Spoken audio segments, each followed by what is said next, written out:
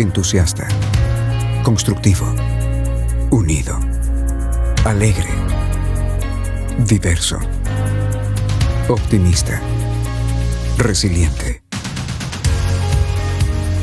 Nuestro país ha sido puesto a prueba y este es el momento de actuar con optimismo por un mejor mañana. Las firmas ecuatorianas nos unimos a través de este mensaje y seguiremos trabajando por un Ecuador lleno de esperanza y positivismo. Buenas tardes con todos. The video you just saw was, it's an initiative from the Ecuadorian firms, law firms, to show their alliance for unity and progress. I am Maria Rosa Vaquerizo. I'm the CEO of the Andean American Associations, and I would like to welcome each and every one of you for today's program hosted and organized by the Ecuadorian American Association. The program of today is Ecuador's newest developments. We are honored to have with us a roster of experts for today's program. We are also grateful. They are an outstanding panel, and also grateful to all of you for your participation.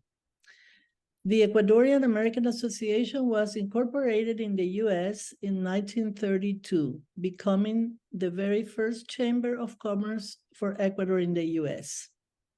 Our association has hosted hundreds of programs, and we're celebrating this year the 92nd anniversary. Thank you so much for your interest in this program, and we have over 200 registrants for today's program, and we want to welcome our distinguished participants.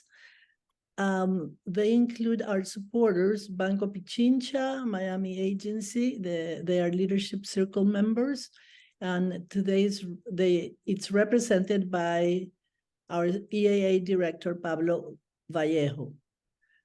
Sherman and Sterling, a sustaining member of the Andean American Associations. We have Winston and Strong, supporting member of the Ecuadorian American Association. We have Nelson Baldon of Global Consulting Solutions. With us, also, I want to welcome all the government representatives. We have from the Hungarian, Nicaraguan, and Ecuadorian and US governments. For the financial institutions, we have Asobanca, Banco Internacional, Banco Central del Perú, Citi, Danske Bank, Santander, Sumitomo, Mitsubishi, Wells Fargo, among others. Multinationals and key institutions, we have today the Institute of International Finance, the Inter-American Development Bank, International Monetary Fund, United Nations, the World Bank. As rating agencies, we have obviously Fitch and S&P Global. Universities with us today are IE Fordham, Iowa State, Johns Hopkins, NYU, Princeton, UDLA, Ecuador. For the media, we have and welcome the press and the media. Today we have Bloomberg and Comcast, Ecuador News One, Reuters, Revista Clave. We have also Jose Enrique Arrioja, Managing Director at America's Quarterly. Please note that our speakers' remarks are their own views and are not expressions or positions of the Ecuadorian American Association. You may write questions at any time by means of the Q&A button that you have at the bottom. You're going to see a Q&A button, and you can use it during the conference, but the questions will be answered at the end, 20 minutes before program ending. So go ahead, if you have any questions, go ahead and just use the Q&A button. Now it's a great pleasure for me to present our president of the Ecuadorian American Association, Economista Juana Caicedo Selinger. She's a senior vice president of financial services in New York. Juana, the floor is all yours.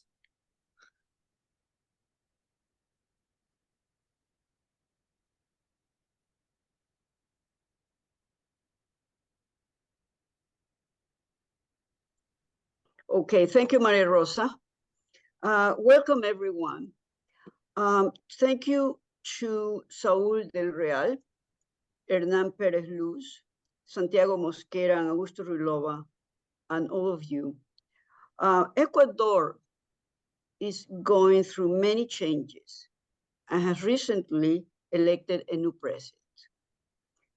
These are challenging times for the country, and everyone is wondering what to expect. But the Ecuadorian people are more united now and more determined to prevail over the nation's difficulties than they were in the recent past. Our panelists will present their view of what is happening today and what could happen in the near future of Ecuador. I would like to introduce briefly our moderator, who will introduce our speakers. You may refer to the invitation for further information about them. Augusto Ruilova is a partner in the project development and finance practice of the international law firm Sherman Sterling.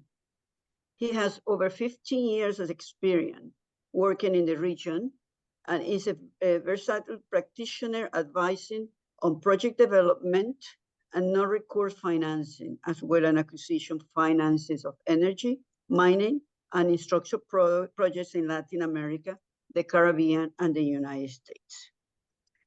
Please welcome Augusto, that will introduce our speaker and begin the discussions. Augusto, please, you can start. Thank you.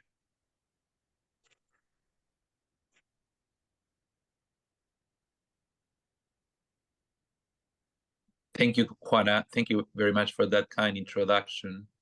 It is my great pleasure to introduce the three panelists that we have today. Hernán Pérez Luz, who will share the political perspective, is he is the former representative of Ecuador to the United Nations and as such member of the Security Council. Hernán is a founding partner of Coronel and Pérez Abogados, who is a law firm that gives advice on a variety of matters, including commercial transactions, administrative actions, and complex litigations. He has provided services as legal expert before U.S. courts and international tribunals, and has represented journalists in human rights cases before the domestic and international tribunals. Hernán obtained his licensate in political and social science at the Universidad Católica Santiago de Guayaquil, and he has a master in comparative jurisprudence from New York University and a master's of law and degrees from Harvard University. After Hernán, Santiago Mosquera will give us his thoughts on the economic perspective for Ecuador. Santiago was appointed head of research at Analytica Investments in November 2014, and is also currently the dean of the UDL Business School in Quito, Ecuador. Before that, from 2011 to 2014, Santiago was the director at the Latin American Sovereigns Group for Fitch Ratings, based in New York.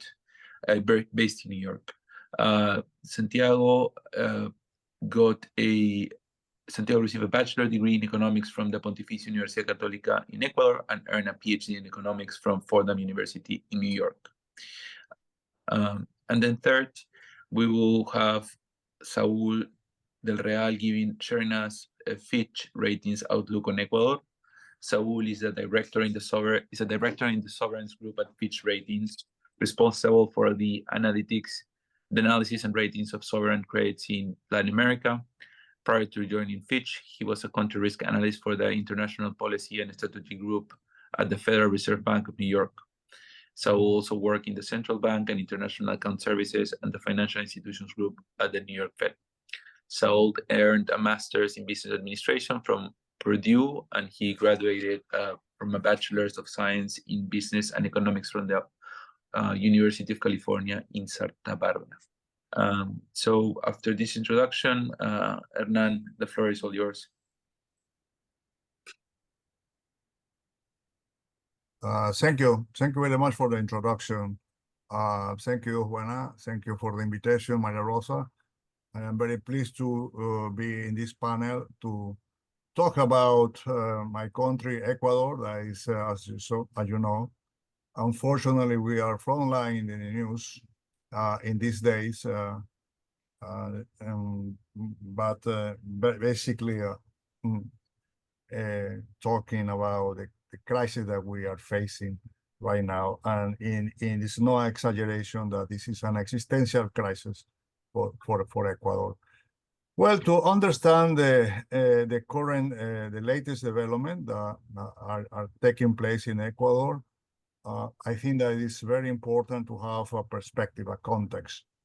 One, it has to do with geography. Geography is very important to understand the situation in Ecuador. We are surrounded by the major production centers of cocaine in the world. Basically, Colombia, Bolivia, Peru. They supply almost 85% of the cocaine in the world.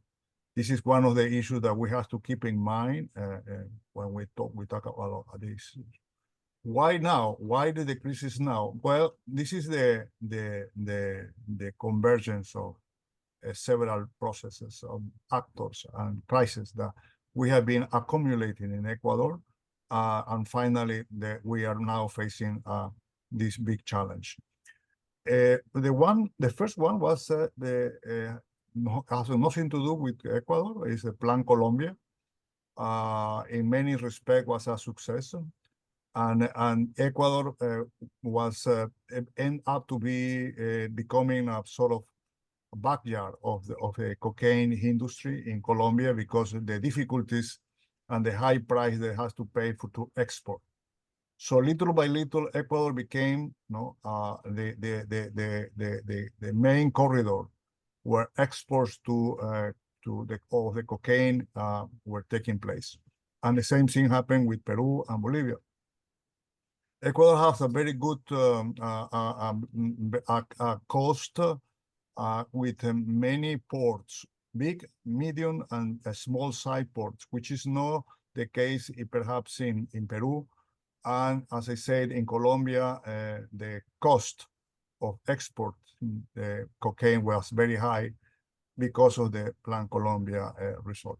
This is one of the factors. Then became also a problem of international. The cartels in Mexico start to dispute this cocaine with the Albanese mafia in Europe. And that is also, we are now in the scenario, an arena, where these gangs and band clashes to have control. We have, unfortunately, a policy of neglect, or perhaps even of complicity by the government of Korea. There was a whole philosophy of open borders, universal citizenship. The government eliminated, removed all requirements to immigrate to Ecuador. Suddenly in Ecuador were not required to have any background, criminal background to the people who wanted to settle here. So we were basically flawed by Colombians, Albanese, and all these mafia groups. And there was an implicit agreement between Korea government and these gangs that to have a pacific coexistence, where the government turned around, didn't open their eyes, and they start to have a peaceful export business here. There was, for many years, there was just an example. Many years, Ecuador has a presence of U.S. anti-drug post here in Manta, in the coast. When Korea came to power, invoking some nationalistic ideology, the base, as we know, the base of Manta was closed. And the personnel of the DAA was expelled, and the agreement with the U.S. was not renewed. So there were many factors. that were coming to little by little until the arrival of the government of President Lasso, where the government took like a 90-degree change in this approach. But they start to have really a fight against the cartels and increases the seizure of cocaine, etc., etc. And but it was too late. The cartels, the drug, in general, the criminal gangs had already, by the time that Lasso came to power, had already infected the state, infected the politics.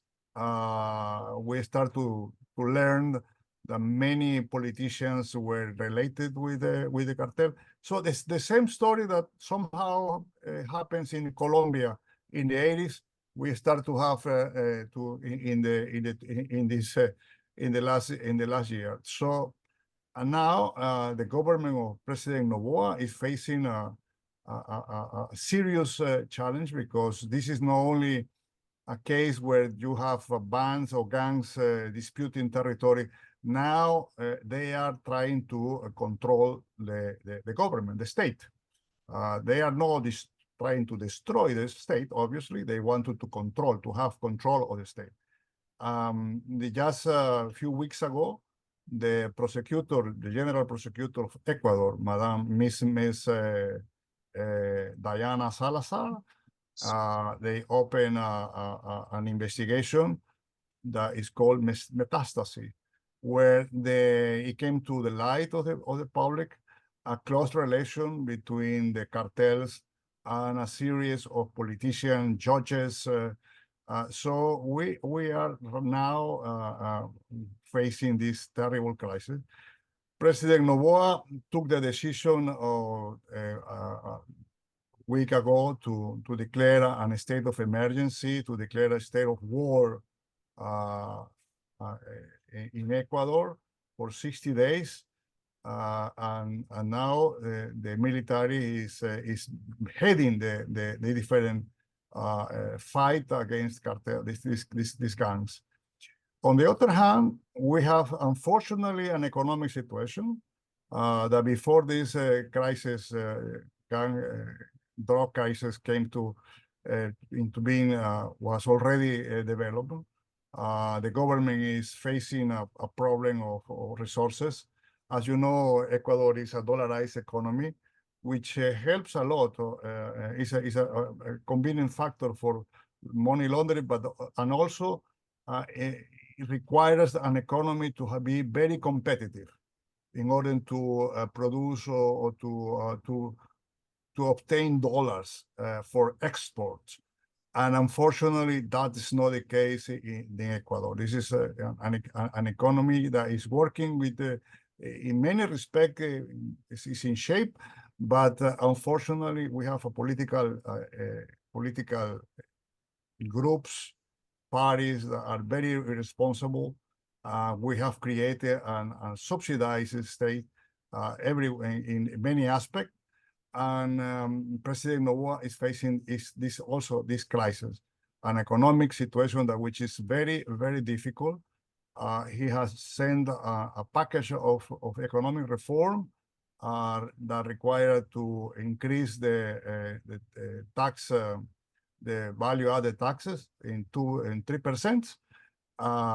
Ecuador is one of the lowest in that IVA and the VAT rate. Unfortunately,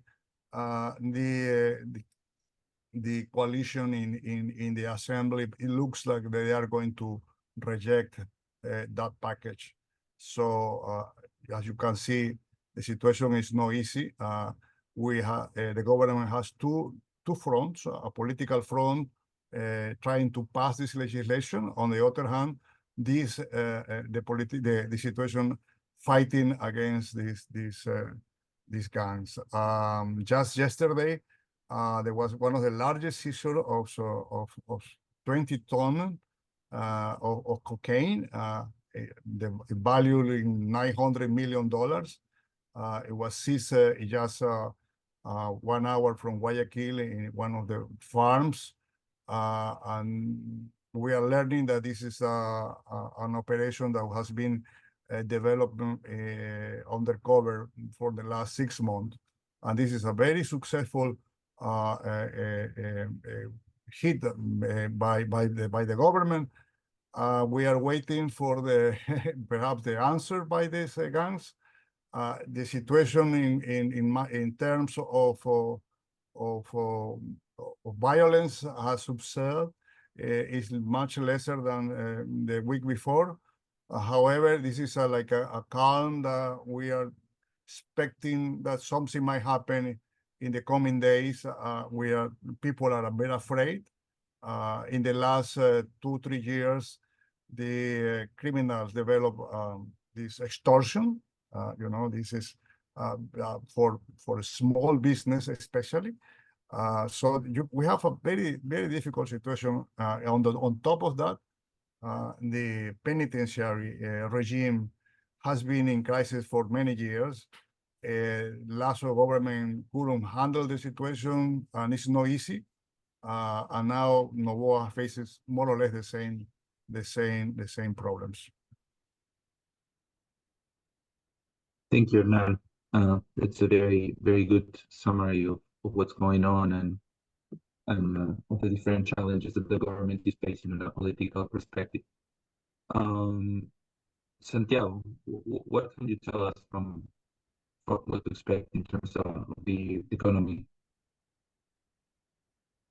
First, good afternoon to everyone, and thank you, Maria Rosa and Juana, for the invitation.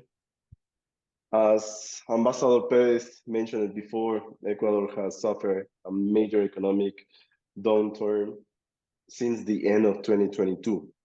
Back in December 2022, the country had a large current account surplus, over $9 billion in foreign reserves, and a balanced position at the non-financial public sector. And this was the first time in history that the country had almost twin surpluses instead of the more typical twin deficits that we are used to. But 2023 was a very difficult year for the administration of President Guillermo Lasso. Most budget assumptions for fiscal revenues did not materialize, and the government accumulated a budget deficit of approximately $5.2 billion. At the same time, it accumulated arrears with private sector suppliers for over $3.5 billion due to the lack of adequate financing. In addition, the government had arrears with provincial governments, what we call GATS, and also with the social security system. Originally, the deficit was exactly half of what was actually happened in 2022. This year, 2023, will be also very difficult, tax collection, and without considering the tax reform that we are trying to get through the Legislative Assembly right now, tax collection will be weak, and economic conditions most likely are going to be substantially softened than the previous year, while at the same time, the deterioration in security will affect consumer and business confidence. And of course, that will be transmitted to household consumption and private investment. The war against terrorism will be expensive. We don't know exactly what the bill is going to be, but the government lacks the financial resources. For that specific reason, financing will be key in this year.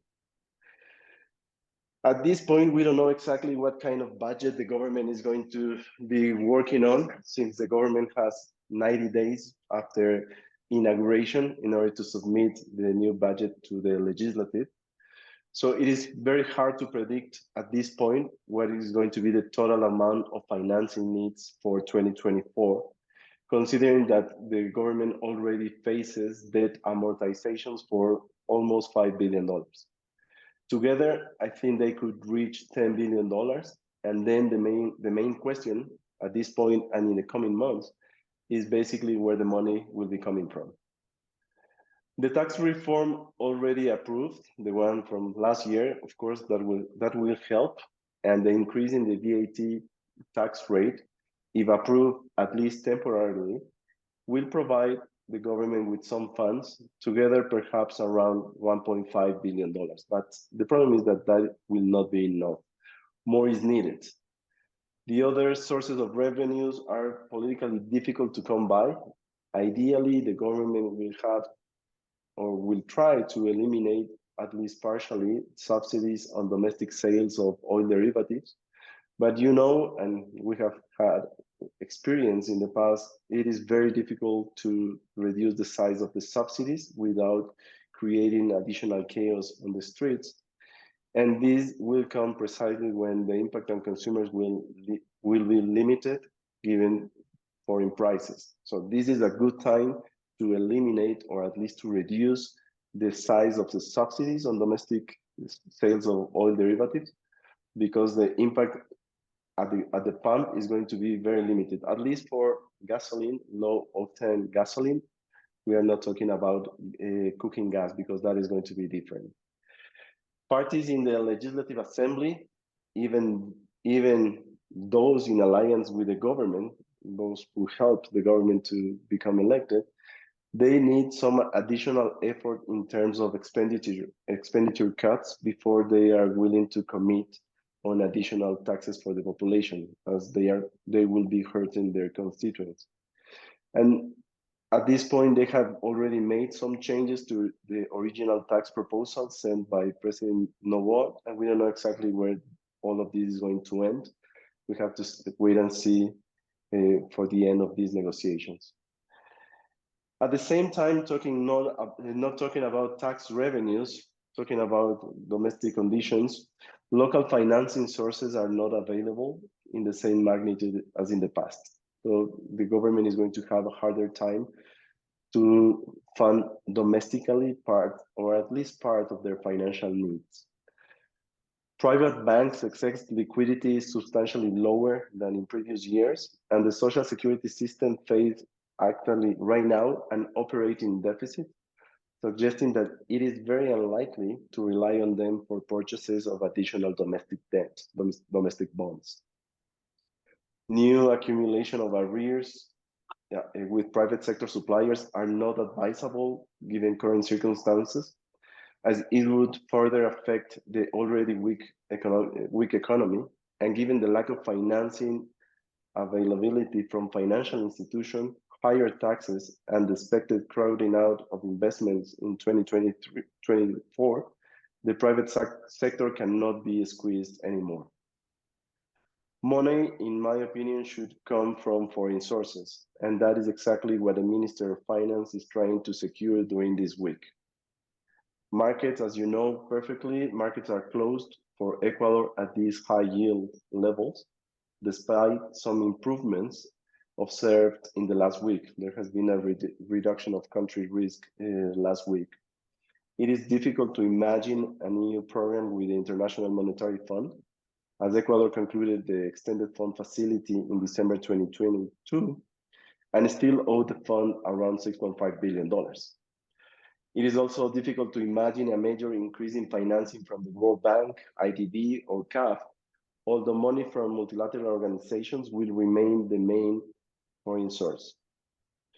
Contrary to what some people said, I continue to believe that China could be an option with existing oil facilities, although the amount is very hard to predict, as these oil facilities expire in 2027, and it is not clear how much crude oil Petroecuador could have. Moreover, Ecuador already owes China over $3.3 billion in bilateral debt. While the fiscal situation is extremely difficult, it should be mentioned that President Novoa has shown courage to do what previous administrations were incapable of doing. And this should be praised by the financial community, but particularly by bilateral donors, particularly the United States.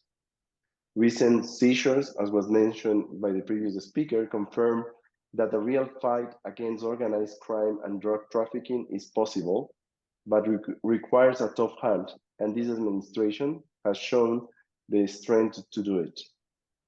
In addition to the welcome technical assistance Ecuador is actually receiving, Ecuador needs cash, not only equipment. At the same time, the local community is hopeful about the future in Ecuador, thanks to the government decision to fight terrorism. Results during the first 2 weeks in terms of crime rate are extremely positive, with a major reduction. It is true that we cannot maintain the same pace with the military forces on the streets for a long period of time, but the future now is clearly brighter than 2 weeks ago. Crime rates are going down, and Ecuador should be happy about it. But as you know, and as you can imagine, and as you have seen in other countries in Latin America, this is going to be a very, very long battle. With that, I would like to finish my part and get back to you, Augusto. Thank you, Santiago. That's also a great summary of the fiscal and economic outlook of what to expect in the short term in Ecuador and the reality that the country is living.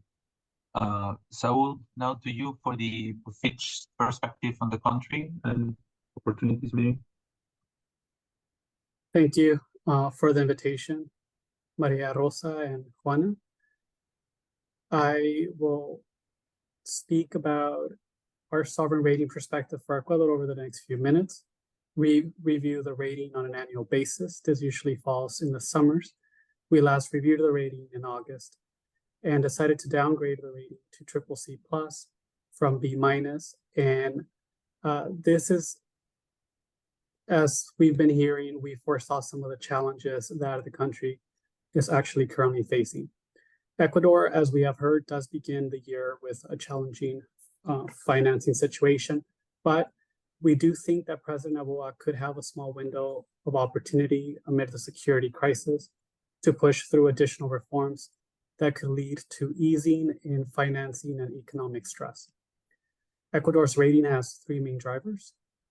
Santiago spoke about one of them, fiscal performance. He also provided some context on the financing situation and political dynamics. So I want to start with the first driver, fiscal performance. As Santiago mentioned, there was a larger than expected deterioration of fiscal accounts last year. We estimate the fiscal deficit for the central government ended the year around 4.7%, and this compares to 1.1% in 2022.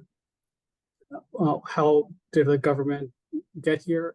Essentially, there was a fall in revenues, larger drop in lower oil receipts, and softer economic activity than was anticipated. And at the same time, we saw a rise in expenditures.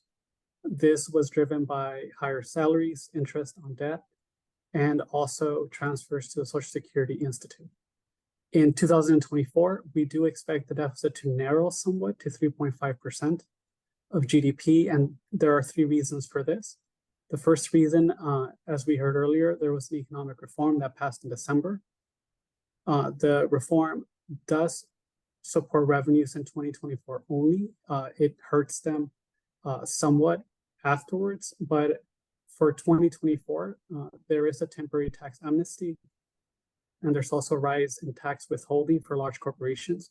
We think this could help the government raise close to $1 billion in new revenues this year. Like I mentioned, we see this partially offset by permanent tax incentives of about $200 million.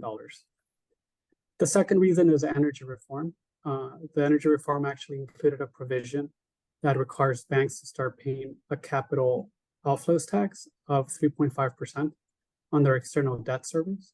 This should help the government raise another $200 to $300 million.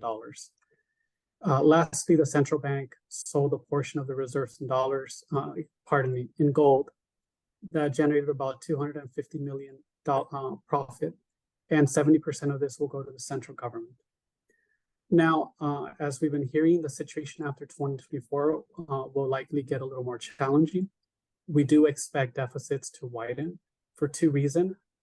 The temporary measures from these reforms are going to unwind, and we expect the country to fully close 3 oil fields in the Amazon by 2025. And we expect this closure will negatively impact fiscal revenues by about $600 million a year on a net basis. Now, The second driver are financing needs, and we also heard a bit about Santiago's views on this. We expect this year to end a little higher than what we heard previously, closer to $12 billion in terms of the needs. We expect 7.7% or 8 billion, will come from multilaterals and domestic markets, but there is still a financing gap of around $4 billion, which is sizable.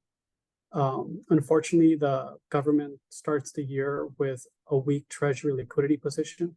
Just to provide some context, deposits fell to $135 million at the end of last year, and this compares to about $1 billion at the end of 2022. So it was quite a large fall. At the same time, as we heard, arrears are ending the year at a historical level, over $4 billion. So given this backdrop, we do expect the government to bridge this gap by either cutting spending or building up more arrears. But as we heard from Santiago, it's really unclear how much more the government has in terms of space to continue running up arrears. After this year, we do expect financing needs to remain elevated. And this is despite the recent economic reform, which also allows the central bank to reprofile public debt with the central bank. The central government reprofile debt with the central bank. This is for three reasons. The first one, as I mentioned, fiscal accounts remain under pressure. Amortizations on IMF debt will rise in 2025, and maturities on restructured external bonds come due starting in 2026. Now, in terms of the third driver that we're closely monitoring, and we heard a lot about already, political dynamics. President Noboa, as many of you know, took office in November of 2023. He has a short 18-month mandate that ends in May of 2025. He's been able to form a coalition in the National Assembly between his National Democratic Action Party, left-leaning Citizens Revolution Party of former President Rafael Correa, and the Social Christian Party. Now, despite the weak coalition and the softer economy, he has been able to push through some otherwise politically costly reforms amid the security crisis. While we do think the alliance could be short-lived, his ability to effectively manage the crisis could help him in his re-election efforts. So what has he done to fight crime? As we already heard, he declared a state of emergency. He recently introduced a bill to confiscate gang assets. He also plans a national referendum for March. The questions have not been finalized, but some of them seek to expand the role of the military in domestic crime, apply harsher prison sentences, and fast-track legislation beyond economic matters. As I mentioned during my initial remarks, the crisis could also be opening a small window to help him push through reforms to further ease these challenges. Like I mentioned, he's already pushed through the economic and energy reforms. As we already heard, he introduced a value-added tax bill that will increase the VAT tax by 3 percentage points to 15%, which represents about $1.3 billion a year, or 1% of GDP in permanent revenues. We think if it passes, it could be relatively easy to implement, and it would generate revenues for the government in a relatively quick matter.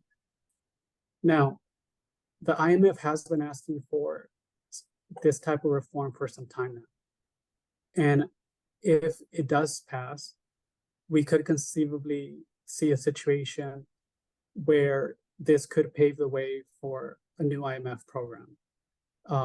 It could potentially unlock additional multilateral funds, and this could provide, again, the resources needed for Ecuador to muddle through its financing needs in the short term. It's unclear, as Santiago mentioned, the country risk is still, very high. So it's unclear if this would be sufficient to help Ecuador regain access to external markets. Right now, we do think the rating is well anchored at the CCC plus level, but we could see downward pressure if we see signs of more acute financing stress that could jeopardize repayment capacity or of weaker willingness to service commercial debt. At the same time, we could see some upward momentum in the rating if A, you see a reduction in political risk and uncertainty over the near and medium term, and this leads to improved governability, economic policy, or access to external markets. Or B, there's a sustained alleviation of sovereign financing constraints, for example, from improved fiscal performance. Thank you, and I'm happy to take questions from the audience now. Thank you very much, Saul. So let me start with the question for Hernan. Almost a year ago, we were in a similar panel talking about Peru and the lack of leadership. One thing that I kind of like hear the three of you said was, that Novoa does have a leadership, and even though its coalition it may not be, widespread or have all the support within the political parties, he has made some alliances. So, how far do you think this leadership or the type of leadership that Novoa is implementing will take the country, or has it already used all his political capital? That's a tough one. One of the things that I failed to mention is that President Noboa decided to prepare to call a referendum. He is expected to call the referendum on March. He's somehow is on a way to circumvent the problem that he is facing in the assembly. This is not new. Given the structure of the political parties in Ecuador, which privilege fragmentation, and rather than that, the formation of big parties, most presidents, if not all, face the problem that they are elected with more than 50% of the electorate, but they don't have a sizable presence in the assembly, in the parliament. So they are very soon, they are hostage to the assembly very easily. President Noboa has tried to face this by openly have an agreement with two major parties, an agreement that has been criticized for some, but many understand that this agreement was a necessary step. Is by the Social Christian Party and by the Korea Party. But this agreement or this pact, political agreement, didn't last that much. As was expected just a few days ago, most of them were just very critical of the economic package, and more of these you are going to expect in the coming weeks. So one way to have a direct not only reform but to regain certain political leadership is to go directly to the electorate. So he is planning to call a referendum, and there are some issues and questions in the referendum that are very interesting because it sends a message to the international community that he is interested in adopting structural reforms to the economy. Other questions are a little bit more controversial. Maybe the Constitutional Court will reject that. However, I think that is a very good move. I have been always in favor of presidents to call just after they are elected a referendum, because of this problem that we have in Ecuador, a political problem that, as I said, presidents are are elected in a runoff system, but they are soon, very soon, become a hostage of the political elite in Ecuador. So perhaps that move, I think that in this moment, facing the crisis, President Noboa has a large support. I bet you that tomorrow he will remove all or most of the subsidies for the gasoline. People will take that as a price to have a fight against terrorism, against narco traffic, etc. I think that we are in that point. We are reaching I would say, the bottom line of a society that we need to have a very strong reform. Unfortunately, his political allies start to play with the coming election, as I was mentioned before. Unfortunately, President Noboa is a very short-term president. Is technically is 18 months, but politically is less than that. By the end of this year, everyone is already betting for the new, including himself, and he has made clear made clear that he is planning to run for the election. So that also puts an element of a big mark if he will take a hard road or he will just postpone structural reform for in the event he has the new president is in the next term. Thank you very much. That's very interesting to take advantage of the particular circumstances. Hopefully, people see it that way, and he gets the support. Santiago, I mean, you talk about the alternatives as to what could be done to raise some money, as did Saul, but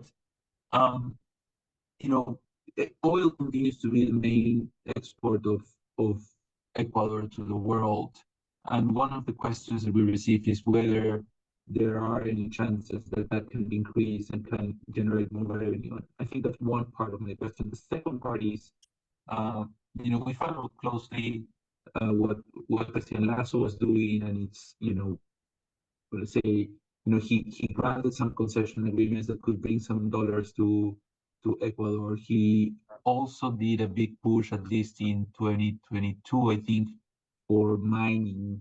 But I think some of the mining projects had gotten, entramped on permitting and whatnot. Do you think there is a political chance there as well, or more than a chance, the willingness of the government to push for those projects to go forward and raise money or to increase production or find creative solutions? Let's start with the first question regarding oil. We have seen a reduction in total crude output in Ecuador over the last couple of years. And if you analyze by detail which are the main oil fields where we saw an increase in oil production and where we saw decreases, the major improvement took place in ITT, precisely this area in the rainforest where it is cheaper compared to all oil fields to get crude out of it. But right now we have this ruling, because it was asked in a referendum to the population if we all agree to maintain that production underground. And the majority of the population said yes, we have to maintain that underground, meaning that going forward, assuming that the government is going to stop production at ITT, there is going to be a 14% reduction in total crude output.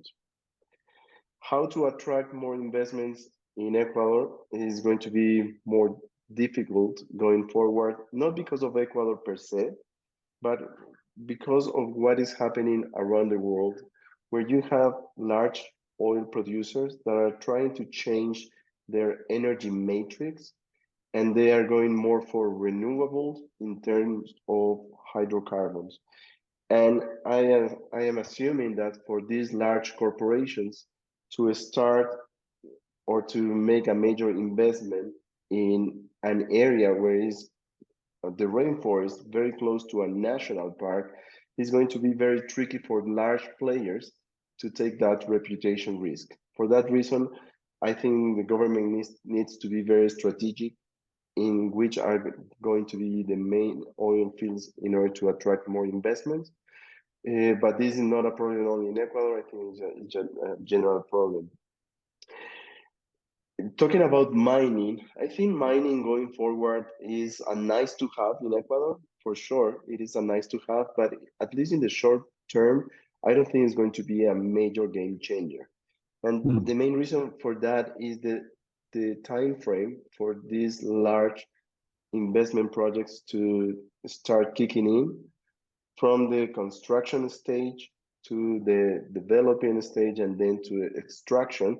It takes some time, and we saw some examples in recent years when Fruta del Norte was starting the construction of its mine, and then after 2 years they start to extract mine ore from it. So these projects take, it depends if it is an underground mine or if it is an open pit mine. It takes some years, but I think Ecuador is going into the right direction. We have at this point 2 large-scale mines in operation. There are more. Actually, yesterday we saw news for a 3rd large project coming. That news came in on Bloomberg. Things are improving. Of course, there are some logistical issues and some environmental issues that need to be clear going forward.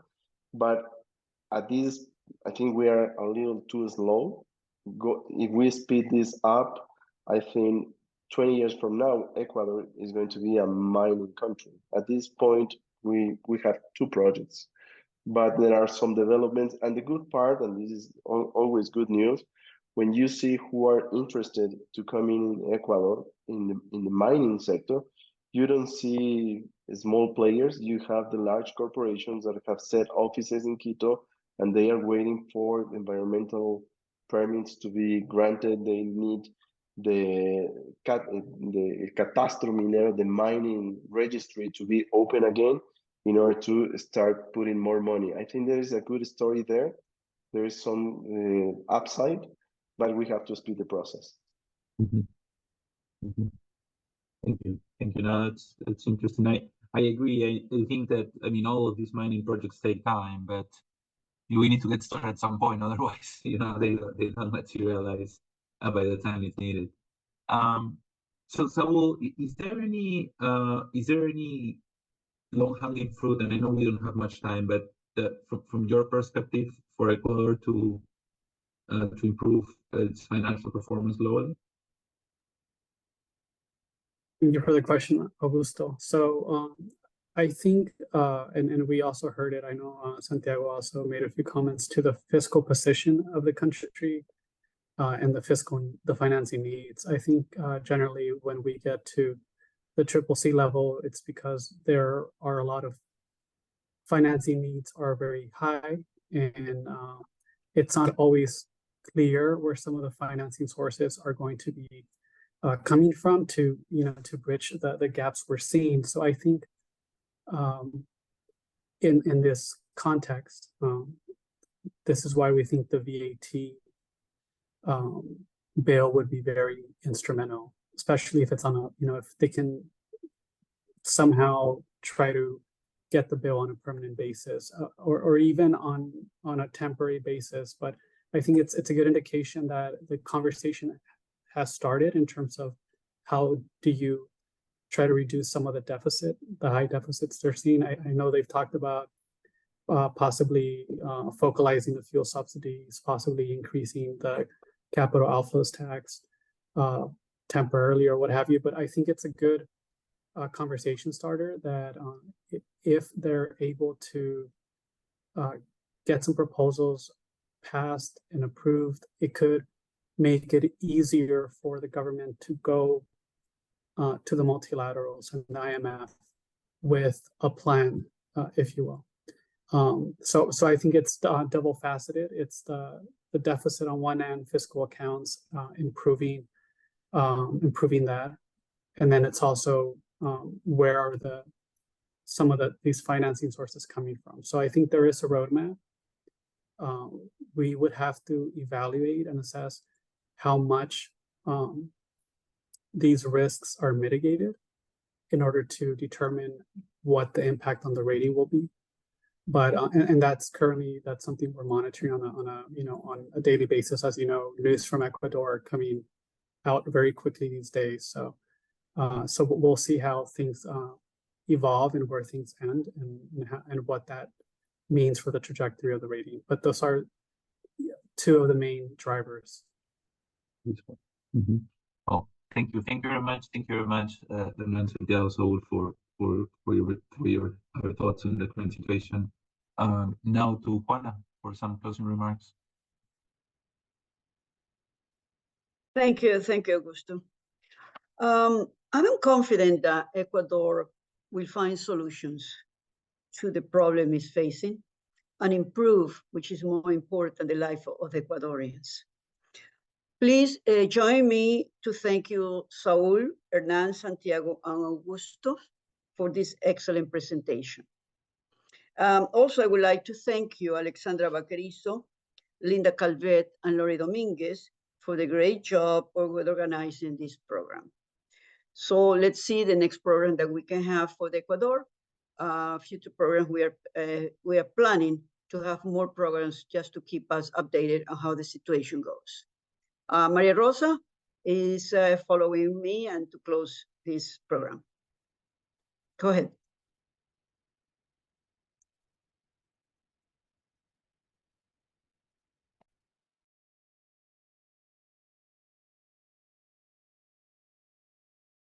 Estás con mute, María Rosa.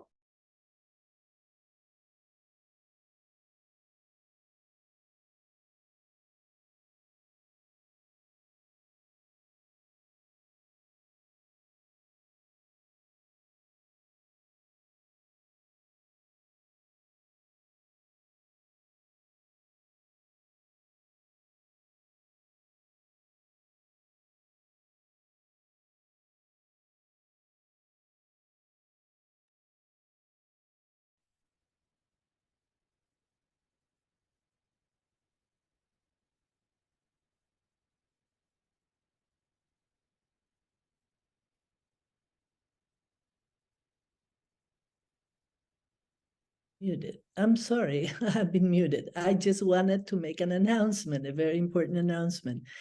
We have the Minister of Economy and Finance, Juan Carlos Vega, on February 5th.